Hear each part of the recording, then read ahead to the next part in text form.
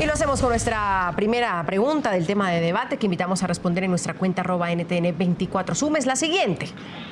Tras la denuncia por presunto acoso sexual, ¿debe renunciar el defensor del pueblo de Colombia?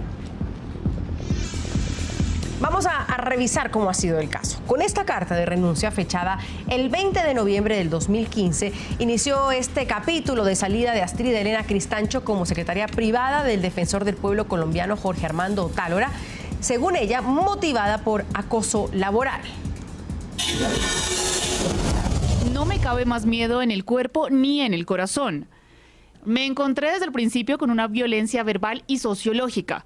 Gritos, zapateos, matoneos, amenazas, pataletas, malos tratos en general. Este comportamiento es denigrante, no solo para mí, sino para muchos de mis compañeros. En varias entrevistas concedidas a medios de comunicación, la exsecretaria privada de Otálora aseguró recibir amenazas para que no denunciara al defensor del pueblo. Sin embargo, las razones de su salida no solo fueron laborales y recientemente se conoció que otra de las circunstancias para su salida de la entidad se debió también al acoso sexual al que presuntamente fue sometida por parte del funcionario. Así lo demuestran estos chats entregados por la denunciante. En estos, el defensor la invitaba a su casa a comer y a reunirse fuera de los horarios de oficina. En una primera conversación, Otálora enaltece su belleza. Sin embargo, entonces la secretaria le pide no hacerle comentarios personales en su casa. Vamos a escuchar. Muy bonita su foto. Le pido por favor y con todo respeto y sin agresividad de ningún tipo no me haga más comentarios personales, ni para bien ni para mal. Es importante que mantengamos una cercanía estrictamente laboral y no tiene por qué estar triste. A usted no fue el que lo humillaron, usted fue el triunfador del día. El lunes para el desayuno creo que María Fernanda le entregaba el discurso y el informe de Susana. ¿Sí se lo dio? Yo le pedí ese favor. No, de Susana no me han dado ningún informe. Solo quiero que tengas claro que te quiero mucho. Pensé que venías a traerlos. No, señor. ¿Cuándo será que se le tiene por estos lados? ¿Cuáles lados? Ja, ja, ja, no me entendiste.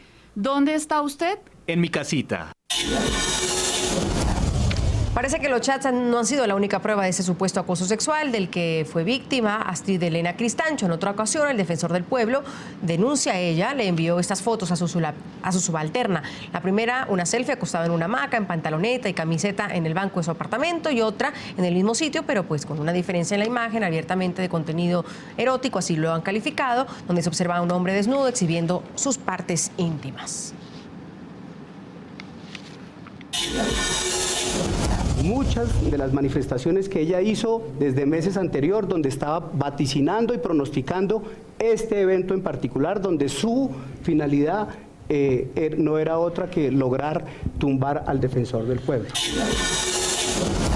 Ese es el caso y vamos a debatirlo porque en la palestra pública hoy por hoy en Colombia está el defensor del pueblo, quienes ya por un lado hay políticos que piden su renuncia, las organizaciones que defienden a las mujeres también, pero hay quienes dicen que algo le falta a esta historia y que el defensor del pueblo tiene derecho a defenderse y no renunciar todavía. Vamos a revisar todos estos escenarios. Desde Bogotá saludo al ex magistrado Jaime Arrubla, él es expresidente de la Corte Suprema de Justicia. Desde el Centro Internacional de Noticias se encuentra junto a mí Erika Rodríguez Gómez, abogada de la Corporación Casa de la Mujer, y Alirio Uribe Muñoz, representante de la Cámara por el Polo Democrático, integrante de la Comisión de Derechos Humanos. Es uno de los partidos que ha firmado para que el defensor del pueblo deje inmediatamente su cargo.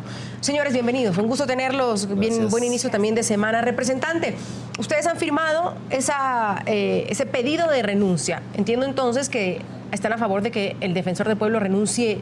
¿Cuándo? ¿Ya? Sí, efectivamente, Andrea, el Polo Democrático, tanto voceros de la Cámara y el Senado, como también del Partido Verde, le hemos solicitado al señor defensor en una carta con copia al Procurador General y al Fiscal General de la Nación, de que por favor deje su cargo de manera inmediata para efectos de que se pueda hacer una investigación.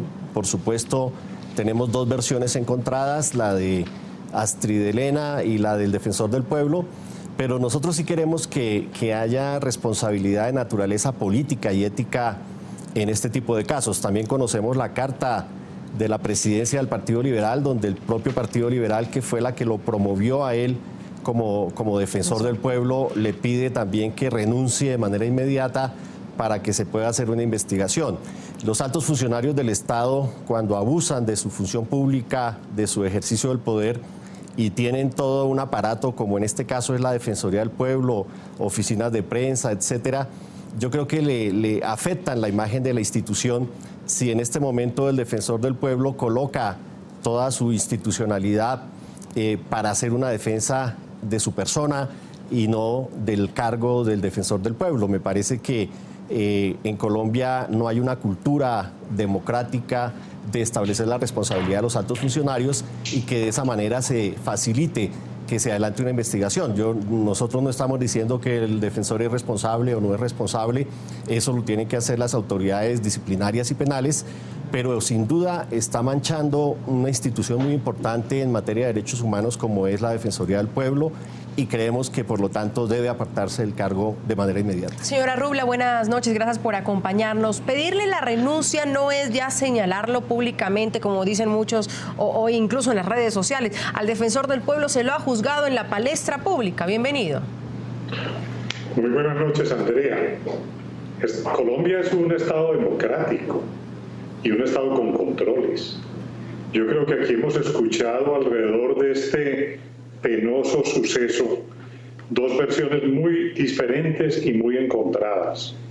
Una del Defensor del Pueblo, donde él dice que él tenía una relación de pareja, y otra de su secretaria privada, que dice que era acosada laboral y sexualmente.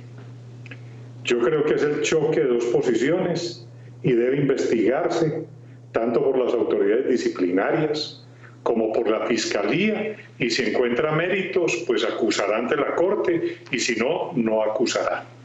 Ambas personas tienen que tener todas las garantías, ella para llevar sus pruebas, él para defenderse, y lo que esperamos los colombianos es que haya justicia. Me parece a mí que es muy apresurado, como están las cosas, una versión de una parte y otra de otra. Esperar que avancen las investigaciones. Aquí no se está acusando al defensor de malversación, de mala desempeño en las funciones como defensor del pueblo. Es algo privado que obviamente tiene una repercusión pública. Sin lugar a dudas hay torpezas, hay imprudencias, manejar redes sociales se vuelve una circunstancia bastante complicada, y sobre todo este tipo de intimidades, pero yo creo que él tiene derecho a su defensa. Señora Erika, gracias por acompañarnos. ¿Comparte usted la visión de señora Rubla? Ha sido muy apresurado y no se está hablando de malversación de fondos, de corrupción, sino de una cuestión privada, como lo pone sobre la mesa la señora Rubla. Nosotras, como Casa de la Mujer, como organización feminista y defensora de los derechos de las mujeres, consideramos que es importante que se supere esa visión que privatiza las violencias contra las mujeres. Es decir, que cuando se presenta una situación en contra de una mujer, tiende a ubicarse únicamente en el espacio de su emocionalidad o en el espacio privado. Nosotras hemos solicitado la renuncia del defensor porque consideramos que él, como persona que está al frente de una institución de tan alta envergadura, en una reflexión ética, debería por lo menos alejarse de su cargo mientras se surte una investigación en este caso. Consideramos que se deben respetar por lo menos 3 principios: buena fe en la creencia de la versión de la víctima y el debido proceso y presunción de inocencia. Solo por el hecho de que exista la denuncia. Claro, porque consideramos que una persona que está encargada de defender los derechos humanos en el país, sobre él no puede pesar siquiera una duda sobre su actuación, menos en un caso de acoso sexual laboral contra una mujer. Representante, decía el Defensor del Pueblo que lo que está en juego es un asunto de su vida privada y no su capacidad de dirigir la Defensoría. Bueno, mira, yo creo que en Colombia hemos tenido una evolución legislativa y conceptual frente al tema de la igualdad y los derechos de las mujeres. Si tú recuerdas, hace unas décadas, cuando alguien violaba a una mujer, el matrimonio subsanaba la violación. Así estaba establecido en el Código Penal. Hoy en día, por fortuna, tenemos leyes que sancionan toda forma de violencia contra la mujer en el ámbito privado, en el ámbito público. Y yo creo que no podemos aceptar de entrada la tesis del defensor del pueblo, que lo hizo por amor, etcétera. Él fungía en un cargo de altísima dirección de la Defensoría. Es un caso que tiene otros casos, porque otros funcionarios de la Defensoría de muy alto nivel han dicho la forma grosera como él manejaba las relaciones con sus subalternos en la Defensoría del Pueblo.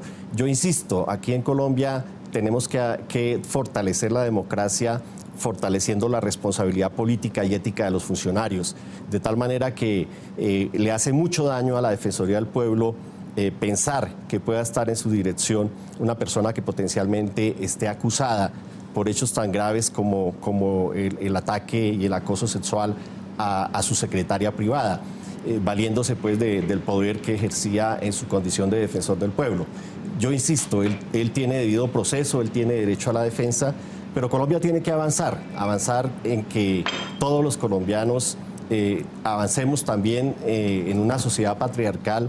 Siempre a la víctima la acusamos, siempre que violan a una mujer se le culpa que porque se vestía, que porque la falda, que porque usaba escote.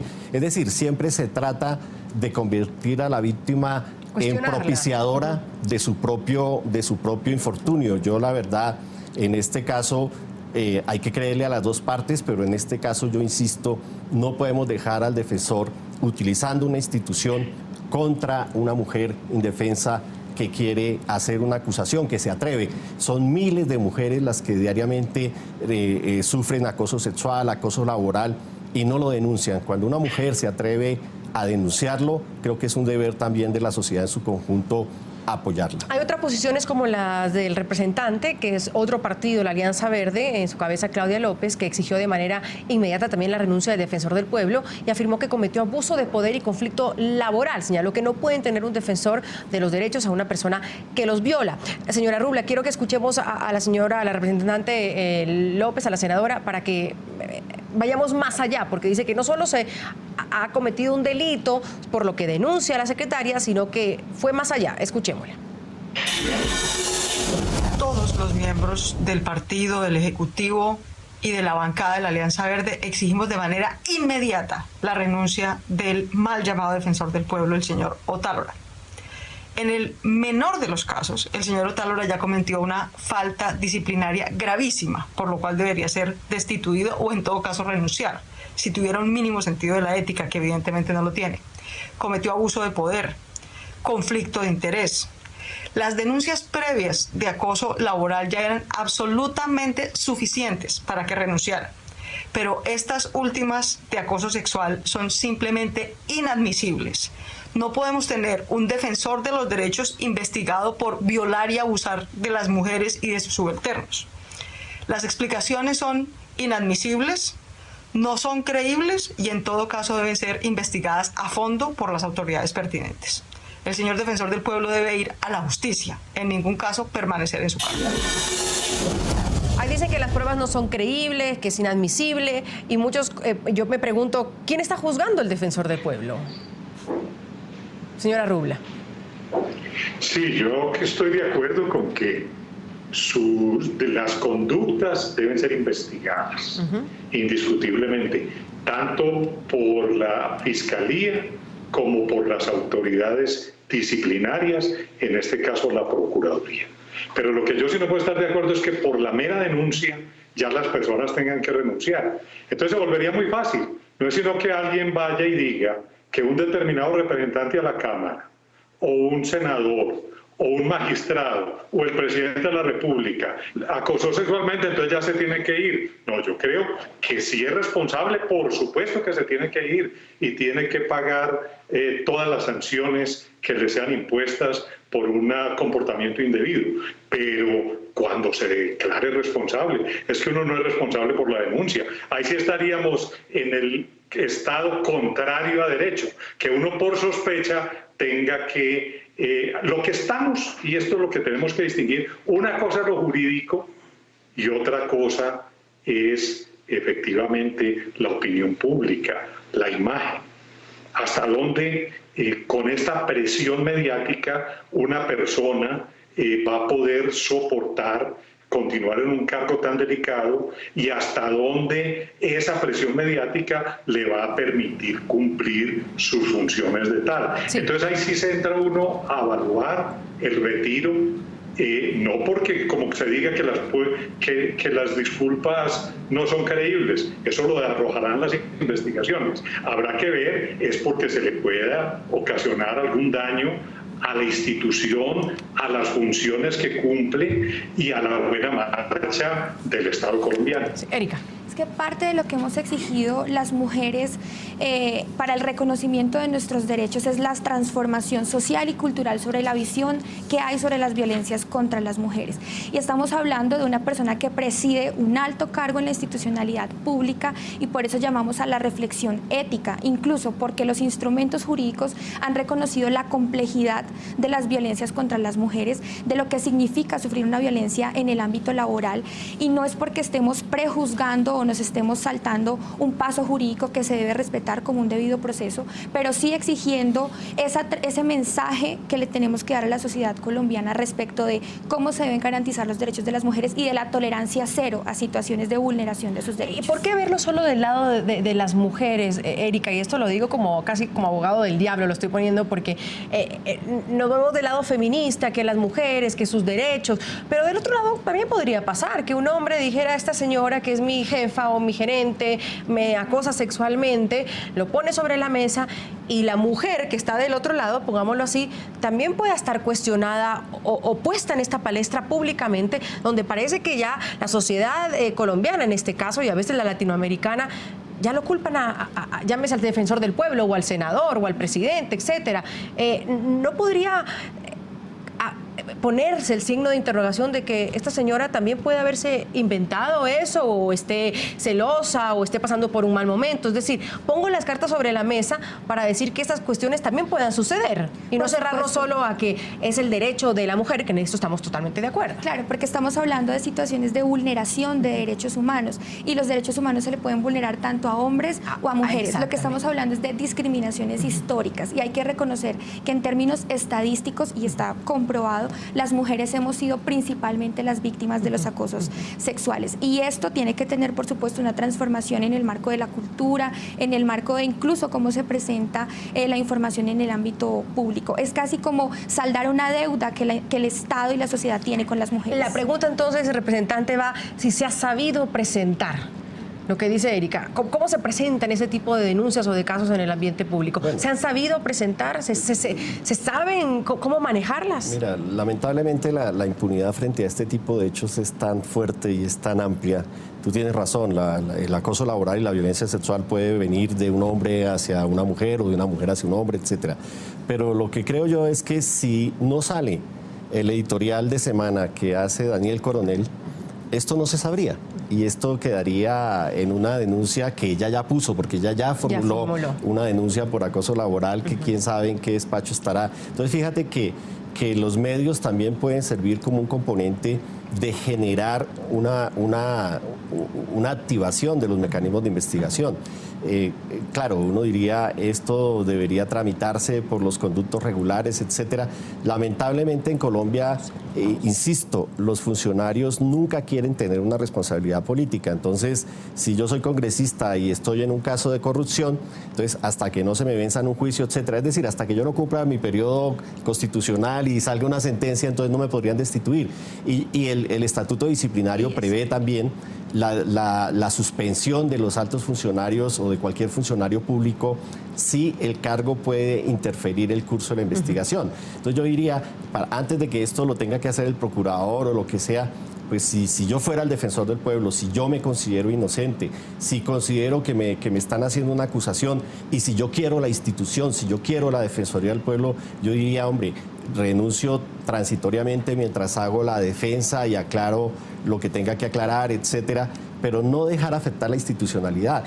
Tenemos magistrados en las altas cortes cuestionados por hechos gravísimos y claro, esto lo que hace finalmente es derrumbar un poco la institucionalidad misma. O sea, yo sí llamo a que fortalezcamos la democracia con el control político, y con estas responsabilidades políticas y éticas que debemos tener todos los funcionarios, que debemos tener un comportamiento ético, ejemplar hacia la sociedad, porque si no, de lo contrario, nadie cree en las instituciones.